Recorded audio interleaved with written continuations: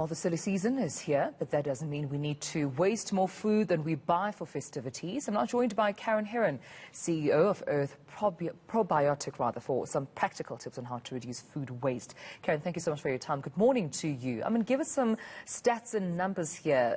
Does South Africa really have a food waste problem? And is it usually even high and exorbitant during this time? Good morning, Tamela, and good morning to your listeners. The world seems to have a food waste problem, and we generally waste about 40% of all the food that we buy. Over the festive season, that tends to creep up to more than an additional 25%. So if you think about it, you are actually throwing away more food than you purchase. So it does seem that we do have a problem regarding food waste, yes. And when it comes to food wastage, Karen, is it because I didn't finish food on my plate? Is it because I bought too much? It's in my cupboard, it's going on waste, it's gone off, I'm throwing it away. Usually, how is food or when is food thrown out? So it's a little bit of all of that. So food waste comes from it is food that we haven't eaten, so we've bought it, it went off, we decided we didn't want to eat it, so it goes out of our fridge straight into the bin. Or it is we've dished up too much, we now can't finish it, so it becomes plate waste. And then there is a lot of food that doesn't even reach us consumers from the farm. It maybe along the way the cold storage chain broke down, or the fruit and vegetables was just not deemed the right size or the right color. So all along the chain, food tends to be wasted. Sure. So definitely there's a problem. We need to sort it out. It is the festive season. What tips can you give us to make sure that we don't waste any more food? Well, I think the easiest thing to do, and I know it always sounds easy and one always has great, we plan to do this and then sometimes life just gets away. But I always find that planning a food menu. So if you are having a few guests over for a meal, by planning the menu, it takes the stress out of preparing your meal, as well as it allows you to then put a shopping list together. And we all know how easy it is when we just pop into the supermarket and we know we only need 3 things, but suddenly we come out with a whole trolley, and most of that is impulse buying. So I always find that a menu helps me, it keeps me on track.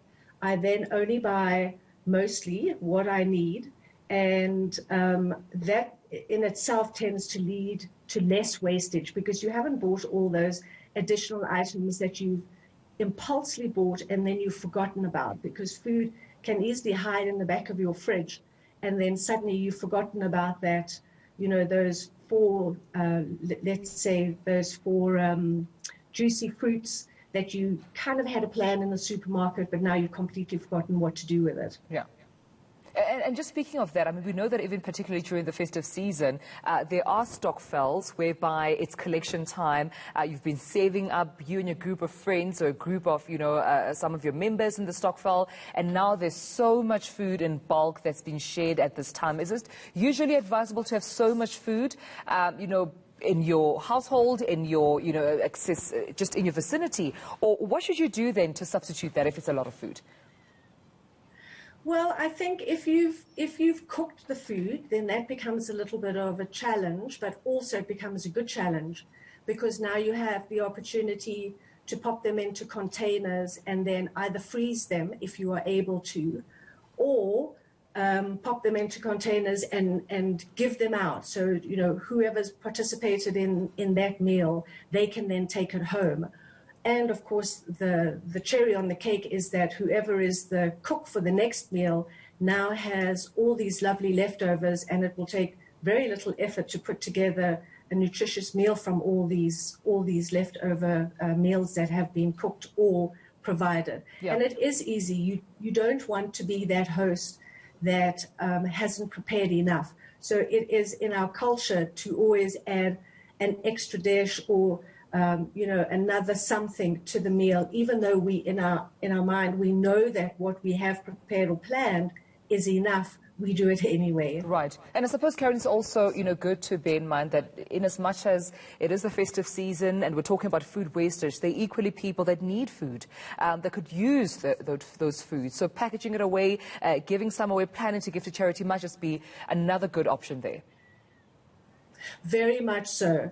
And, you know, we all have those sort of containers that you know, whether it's an ice cream container, a yogurt tub, and these become fantastic containers for popping in leftover food. You know, some of us live in a community where we have security guards.